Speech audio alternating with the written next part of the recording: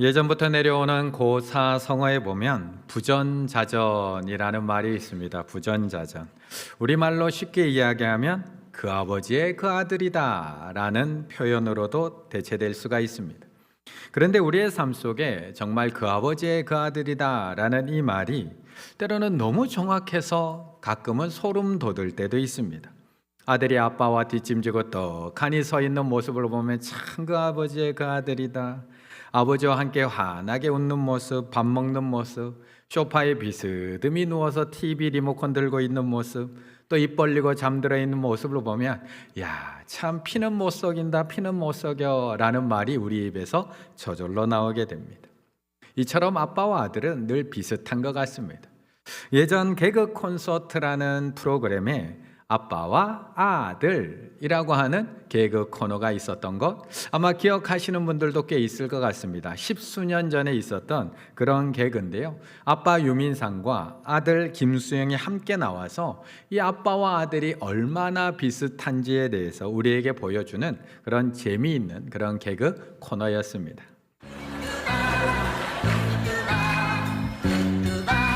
아빠와 아들!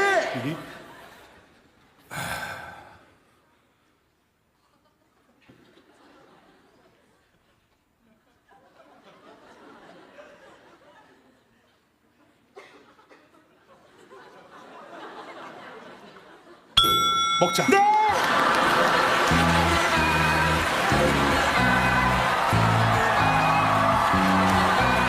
아빠와 아들! 아유 수아 우리 중국집에 오래간만에 온다. 네, 자, 와. 한번 시켜 먹어볼까? 맛있겠다. 이거 보자. 일단 그 짜장면 곱빼기로 주시고 그리고 짬뽕 삼선 짬뽕 곱빼기 같은 보통 주시고 그리고 탕수육도 대짜로 주시고 깐풍기도 대짜로 주시고 군만두는 서비스로 주세요. 군만두 주시고 물만두도 주세요. 너는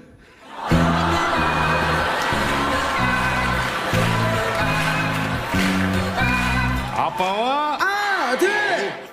이처럼 아빠와 아들은 닮아갈 수밖에 없습니다. 유전적으로도 닮을 수밖에 없지만 오랜 시간 함께 살아오면서 자녀는 부모의 모습을 보며 자연스럽게 배우면서 자랄 수밖에 없습니다.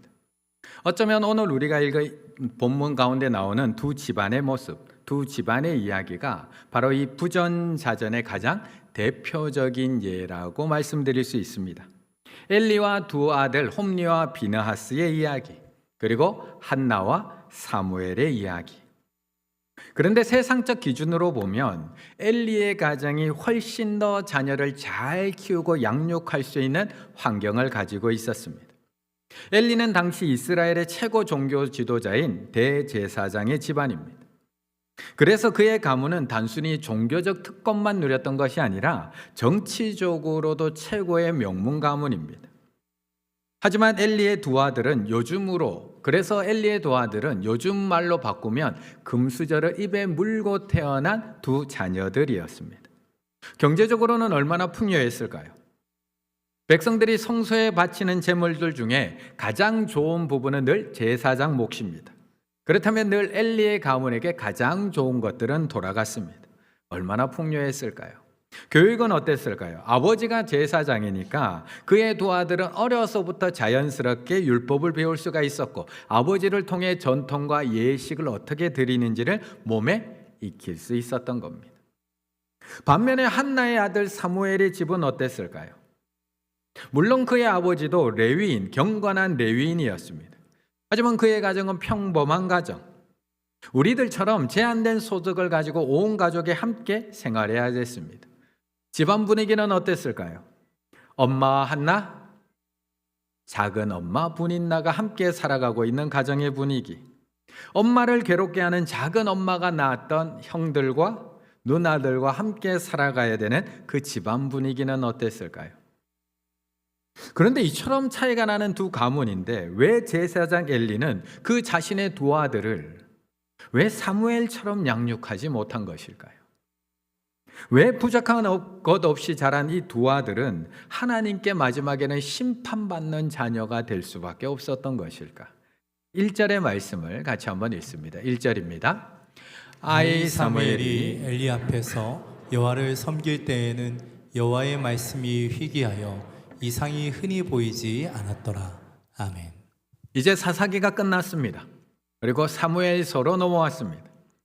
한나가 하나님 앞에 기도를 드렸더니 하나님께서 한나를 기억하셔서 사무엘을 주셨고, 저절된 후에 사무엘은 한나가 하나님 앞에 약속했던 대로 성전에서 하나님을 섬기고 있습니다.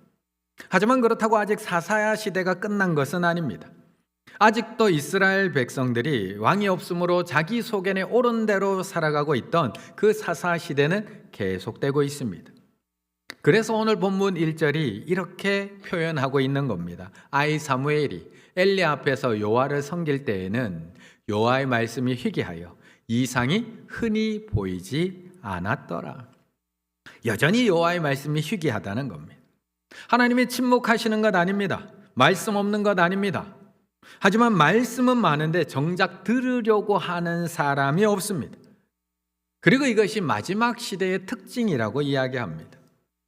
그래서 나중에 구약을 쭉 살펴보다 보면 하나님의 심판을 앞두고 있었던 아모스 선지자를 통해서도 하나님께서 이렇게 외치라고 하십니다. 아모스 8장 11절 주 여호와의 말씀이니라. 보라 날이 이를지라 내가 기근을 땅에 보내리니 양식이 없어 주림이 아니요 물이 없어 가람이 아니요 여호와의 말씀을 듣지 못한 기갈이라. 없어서 못 먹고 없어서 못 마시는 게 아니라 듣지 않고 있다라고 말씀하고 있는 겁니다.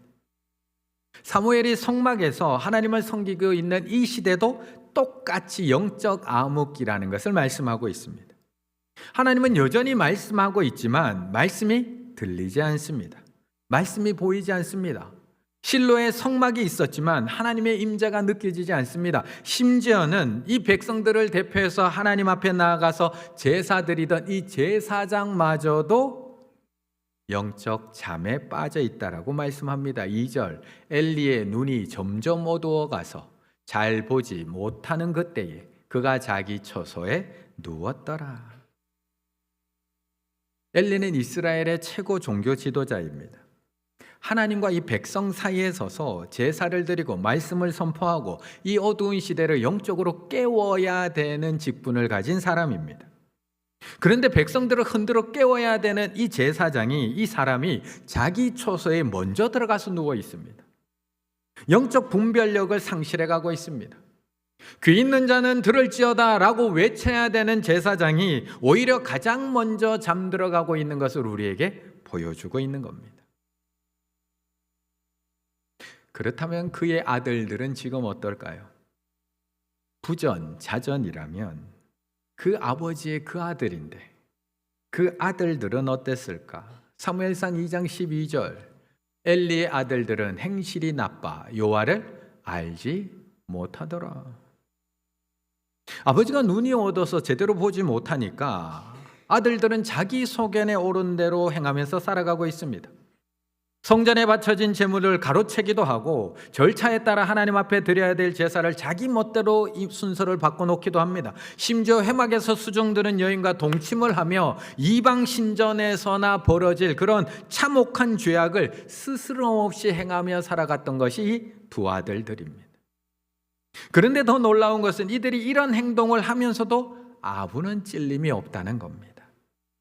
제사장의 옷을 입고 성전 안에서 예배를 드리며 하나님을 멸시하는 행동을 그렇게 행하면서도 죄가 죄인 줄 모르고 자기 소견에 옳은 대로 행하며 살아가고 있는 겁니다.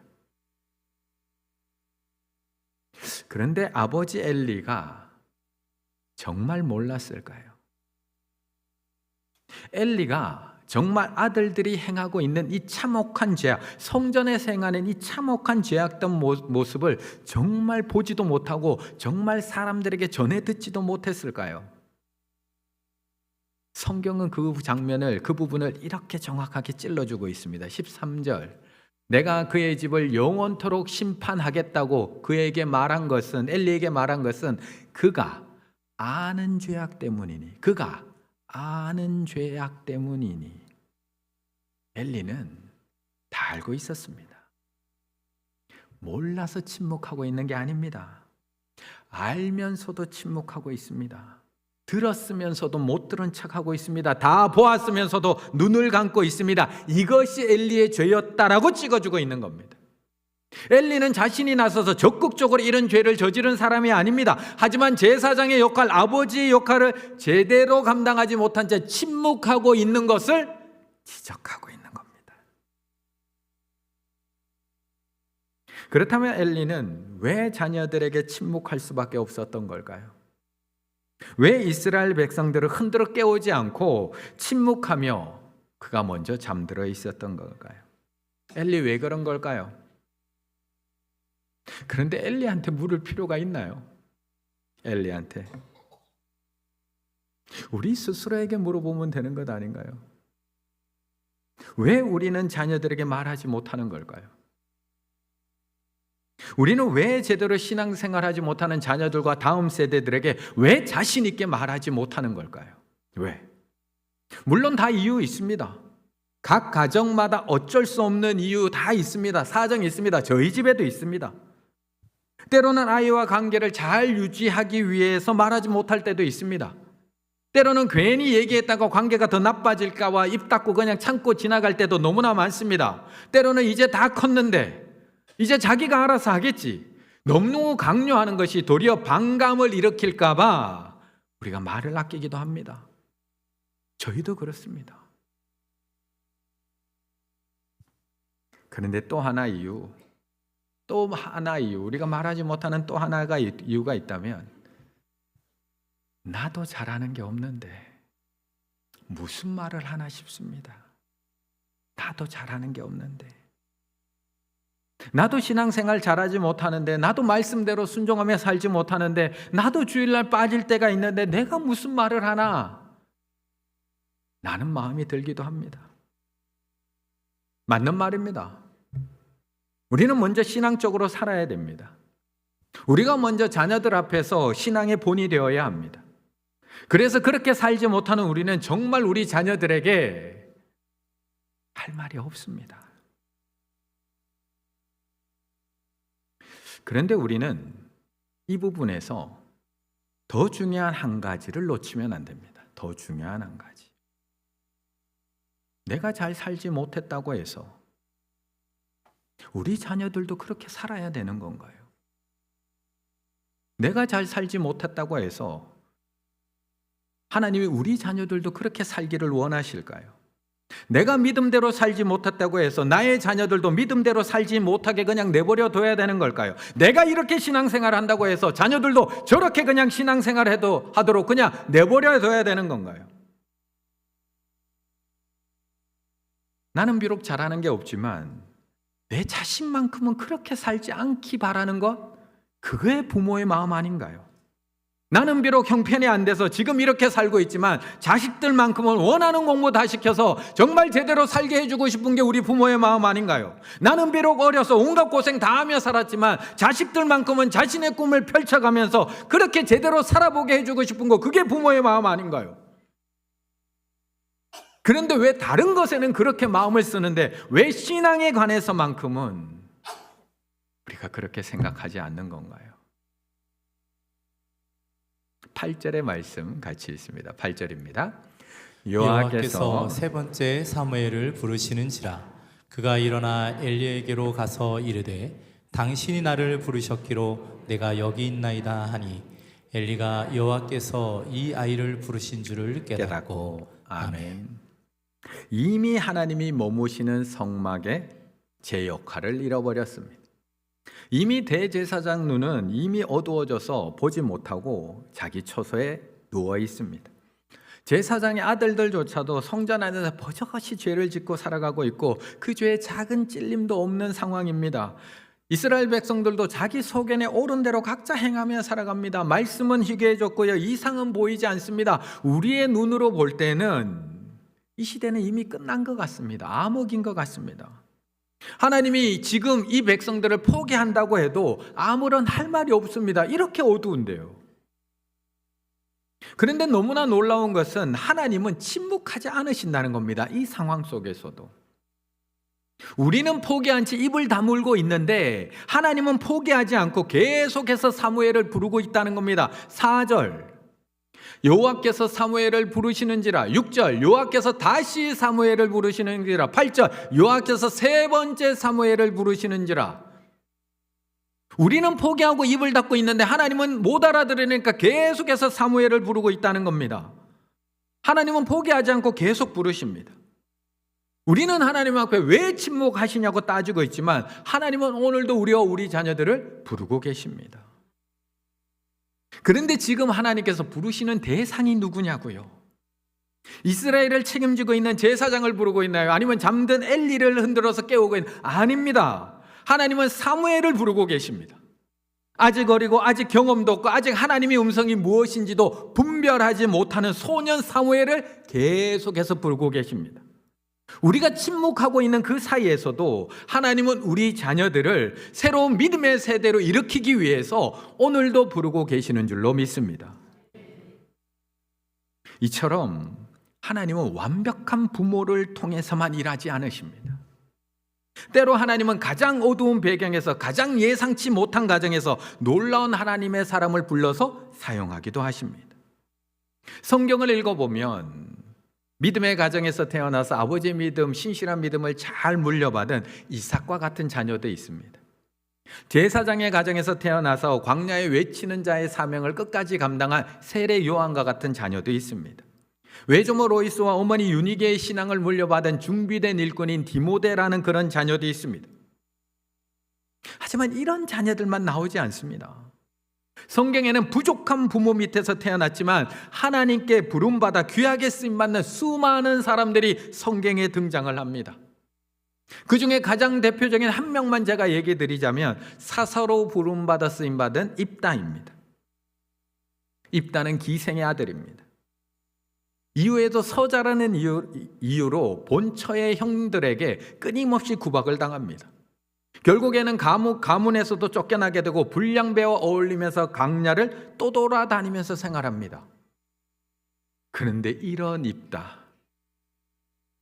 입다를 하나님께서는 부르십니다. 여호와의 영이 입다에게 임하고 그는 사사로서 이스라엘의 구원을 하는 그 일에 하나님 앞에 쓰임받는 사사로 사용이 됩니다. 이런 이야기가 성경 속에서만 나올까요? 부족한 부모 밑에서 자랐지만 하나님의 자녀로 불림받아서 귀하게 사용된 이야기, 그런 놀라운 역사가 성경 속에서만 나오고 있는 걸까요? 우리 교회도 몇 번 다녀가신 목사님이 계십니다. 우리 임우현 목사님, 아마 번개탄 TV로 우리에게 잘 알려진 우리 임우현 목사님.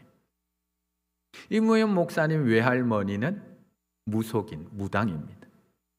외할아버지는 승려입니다. 어머니는 술집을 운영하셨습니다. 아버지는 일용직 현장 노동자였습니다. 그런 아버지와 어머니 밑에서 자랐습니다. 부전자전. 그렇다면 아무런 희망 없는 것 아닌가요? 그 부모의 그 자녀가 나와야 되는 것 아닌가요? 실패한 부모 아닌가요? 일찌감치 포기해야 되는 것 아닌가요? 그런데 하나님은 여전히 사무엘을 부르고 계시는 것처럼 임우현 목사님을 불러서 그를 청소년 사역을 위해서 사용하신다는 겁니다. 1988년 8월 CCG 전국 청소년 여름 수련회에 임우현 목사님이 처음 참석합니다. 태어나서 처음 간 여름 수련회, 물론 예쁜 누나를 쫓아갔던 수련회, 그런데 거기서 주님을 인격적으로 만납니다. 이때 그에게 일어난 역사가 우리 임우현 목사님이 청소년 사역에 목숨을 걸게 한 계기가 됩니다. 아, 나는 이 길을 가야 되겠구나. 청소년 사역을 하며 예수님을 위한 길을 가야겠구나. 다음 세대를 위한 꿈을 갖게 됩니다. 그리고 이 신문 기사가 나온 그 해 7월 8월에만 130회 정도의 청소년 집회를 인도합니다. 임우현 목사님은 수련회에 놀러 온 아이들을 절대 혼내지 않습니다. 그들도 기다려주면 라이즈 업 썸머 여름 집회를 통해 변화될 것을 믿기 때문입니다. 부모가 안 믿더라도, 부모가 부족하더라도, 어떠한 계기로 왔어도 하나님께서 이 아이를 변화시키는 그 시간이 있다는 것을 믿기 때문입니다. 그래서 임우현 목사님은 지금도 포기하지 못하고 그 사역을 하고 계시는 겁니다. 믿지 않는 부모 밑에서 태어난 아이도, 부족한 부모 밑에서 자란 아이들도, 어렵고 힘든 상황 속에서도 모든 사람들이 포기해버린 그런 아이들을 오늘도 포기하지 않고 부르고 계시다는 것을 알고 있기 때문에 그들을 위한 사역을 오늘도 멈출 수가 없는 것입니다. 이무현 목사님만 그럴까요? 이무현 목사님만 그럴까요? 우리 교회 안에 가까이에 계신 우리 이옥수 목사님, 작년에 들었던 설교 기억나시나요? 작년에 꺼벙이 옥수 동화책도 보여주셨던 그 설교 기억나시나요? 우리 이옥수 목사님도 만만치 않습니다. 권투 선수 출신의 폭력적인 아버지 밑에서 어려서부터 맞고 자라던 목사님, 매를 견디다 못해 집을 가출해버린 어머니, 아버지마저 집을 나가자 17살 때부터 어린 동생을 책임지며 월세를 내기 위해서 밤낮 아르바이트를 해야 했던 목사님, 부전자전, 그게 진리라면 무슨 희망이 있나요?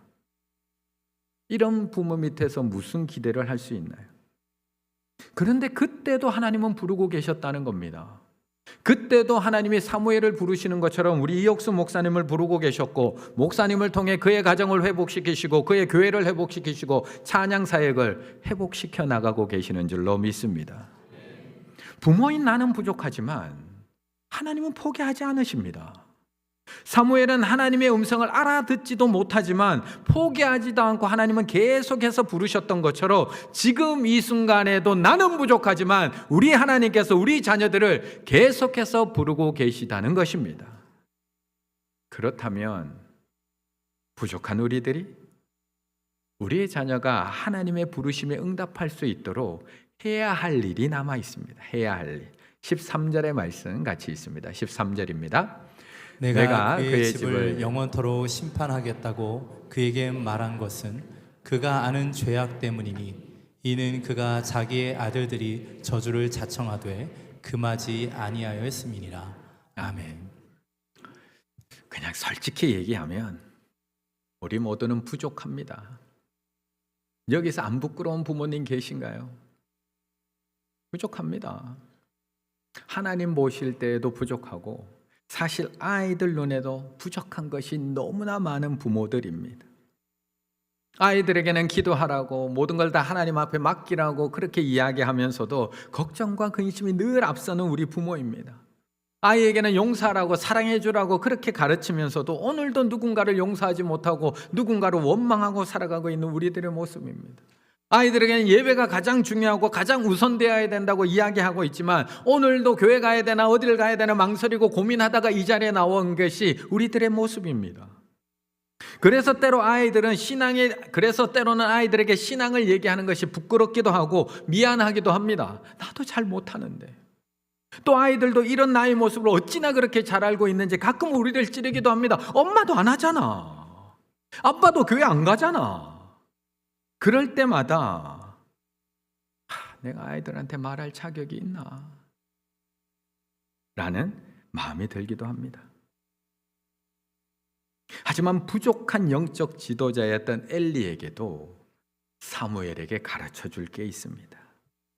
눈이 어두워진 엘리이지만 사무엘에게 가르쳐 줄 게 있습니다.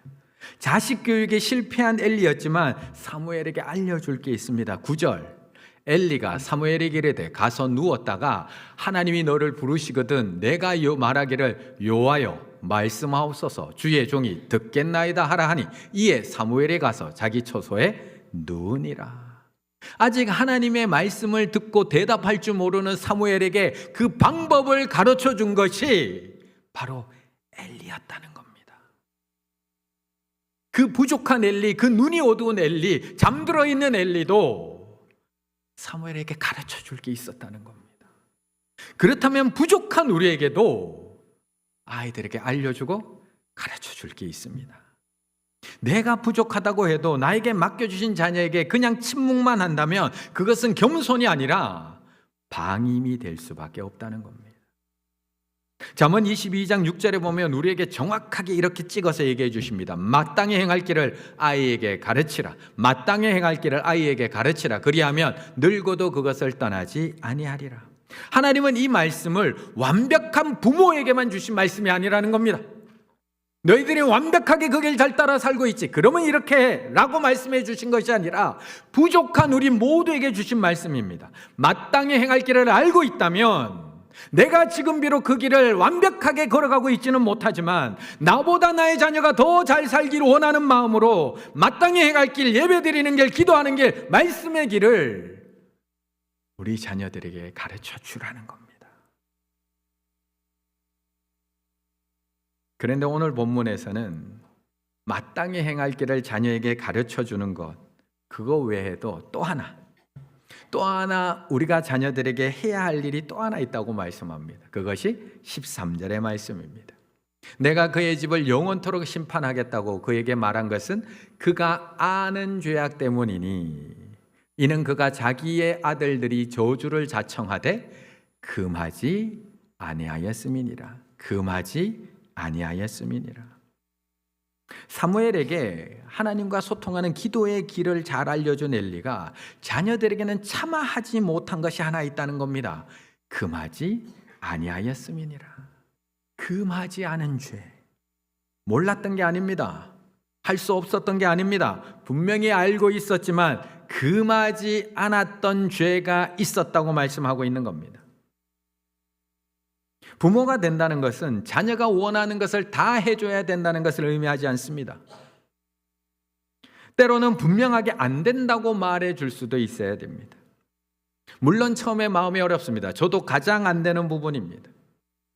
아이가 상처받을까 봐 두렵기도 하고 아이가 좌절할까 봐 두렵기도 합니다. 하지만 나의 자녀가 하나님과 점점 멀어지는 방향으로, 잘못된 방향으로 가고 있다면 그 길에서 돌아서라고 말해줄 수 있어야 한다는 겁니다. 우리가 말해야 될 때 말해주지 못하면 결국 그 신앙의 침묵이 쌓이면 결국 우리의 가정도 오늘 본문에 나오는 엘리의 가정과 똑같은 길을 걸어갈 수밖에 없다는 것입니다. 이렇게 이야기하면 마음속에서 올라오는 대답이 있습니다. 제가 그랬거든요. 제가 오늘 본문 묵상하면서 금해야 될 것을 금해야 된다는 하나님의 말씀 앞에 제 속에서 이런 게 올라오더라고요. 하나님, 이제 제 말 안 듣습니다. 이제 애들이 제 말 안 듣습니다. 앞에 나와서 그렇게 나는 꽃이야 얘기하는 요 정도 나이 되면 말 들을지 모르지만 이제 부모 말 들을 나이 다 지났습니다. 대학생만 되어도 아니요 중학생만 되어도 엄마 아빠 말 안 듣습니다. 하나님, 이제는 엄마 아빠 말 안 듣는 정도가 아니라 이제 지들이 엄마 아빠를 가르칩니다. 하나님, 아빠 세상에 안 그래요. 엄마 친구들 다 이렇게 해요. 아빠가 몰라서 그런 거예요. 선생님이 괜찮대요. 유튜브 한번 보세요. 유튜브에 다 그렇게 해요. 안 듣습니다. 저희 집도 안 듣습니다. 목사 자녀라고 말 잘 듣는다고 착각하시면 안 됩니다. 똑같습니다. 그럼 우리는 이제 포기해야 되는 건가요? 이제 아이들은 다 커버려서 우리가 할 수 있는 일은 정말 단 하나도 없는 건가요? 그냥 하나님의 손에만 그냥 맡겨드리고 그냥 우리는 입에 자크 채우고 입만 다물고 있으면 되는 건가요? 아무런 책임도 없는 것처럼. 하지만 우리에게는 아직 방법이 남아 있습니다.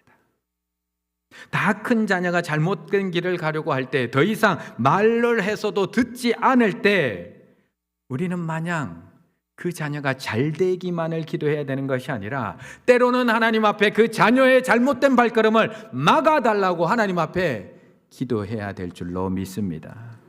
혹시 뭐 마음에 안 들었던 코너도 있어요? 저거 좀 안 했으면 좋겠다 이런 거. 그런 거 있어요. 어떤 거 있었어요? 그 변기수랑 했던 무슨 무당 나오는 거 있어요. 그 코너 이름이 뭐였어요? 변수무당이라고. 변수. 제가 전 보러 가는 역할이었는데 그 아버님이 목사님 아들인데 매주 전 보러 간다. 그 보기 불편하셨겠네요. 그렇죠. 예. 근데 이제 집사람이 세게 나가더라고요. 저건 아니라고. 예. 그래서 그럼 기도하라고 그래가지고 기도가 세죠. 뭐 그래가지고 저는 발음 없어서 등록을 안 했어요. 그럼 몇 주 나갔어요, 그거? 한 2, 3주 했나? 부모가 자식 망하라고 하는 기도는 최초 아닌가요? 그건 없애게 해주세요는 최초의 기도인데. 그렇죠. 대놓고 기도했을 거예요, 막 그때. 이렇게 기도하실 수 있겠습니까? 우리는 자녀들이 어느 길을 가든지 늘 잘 되게 해달라고, 문 열리게 해달라고만 기도하는데 정말 잘못된 길을 가는 자녀를 위해서 그 길 막아달라고, 코너 폐지해달라고 기도하실 수 있겠습니까? 개그 콘서트에 출연했던 개그맨 정봉균 씨 아버지 어머니의 기도 제목, 제발 이 코너 사라지게 해주세요. 하실 수 있겠습니까? 하나님은 완벽한 부모를 통해서만 일하지 않습니다. 부족한 우리와 같은 부모를 통해서도 하나님은 우리의 자녀들을 은혜 안에서 양육해 가십니다. 우리가 전해주는 말 한마디를 통해서, 우리가 그어주는 경계선 하나를 통해서, 우리가 하나님 앞에 드리는 그 기도를 통해 하나님은 오늘도 우리 자녀들을 성장시켜가고 계십니다. 우리가 늘 믿음을 얘기할 때 링컨 대통령 얘기를 얘기합니다. 링컨의 부모, 조부모 별로 대단한 거 없습니다. 너무나 평범합니다. 링컨의 부모가 부지런했기 때문에 훗날 생활이 약간 넉넉해지긴 했지만 가난하고 못 배운 것은 똑같습니다. 링컨의 아버지는 겨우 자기 이름만 쓸 정도의 수준이었고, 어머니 낸시 역시 성경을 더듬 읽을 정도의 엄마였습니다. 부족한 엄마. 그럼에도 불구하고 링컨은 부모님에게서 많은 것을 배우고 또한 많은 것을 물려받습니다. 완벽하지 않으셔도 됩니다. 내가 완벽하게 하고 알려주려고 하지 않으셔도 됩니다. 알려주십시오. 내가 아는 하나님 알려주십시오. 내가 만난 예수님 더듬거리더라도 말해 주십시오. 그리고 금해할 것은 안 된다고 선을 그어 주십시오. 내가 완벽하지 않아도, 자격이 없는 것 같아도 나보다 잘 살기 원하는 마음을 가지고 계시다면 말해 주십시오. 그리고 기도해 주십시오. 잘 되기만, 내 자식이 어느 길로 가든지 잘 되기만을 기도하지 마시고, 가지 말아야 될 길을 가고 있다면 막아달라고 기도하시고, 멈춰달라고 기도하시고, 아프지만 문을 닫아달라고 기도하시고, 하나님 앞에 그 발걸음 돌아서게 해달라고 기도하십시오. 그때 우리의 자녀들은 하나님께 심판받는 홈리와 비느하스가 아니라 하나님께 쓰임받는 사무엘과 같은 자녀가 될 줄로 믿습니다. 나보다 나의 자녀가 더 잘 살기 원하는 마음으로 하나님을 알려주고 선을 그어주고 자녀를 위해서 기도해 줄 수 있는 우리 충일의 부모님들 다 되시기를 간절히 바라겠습니다.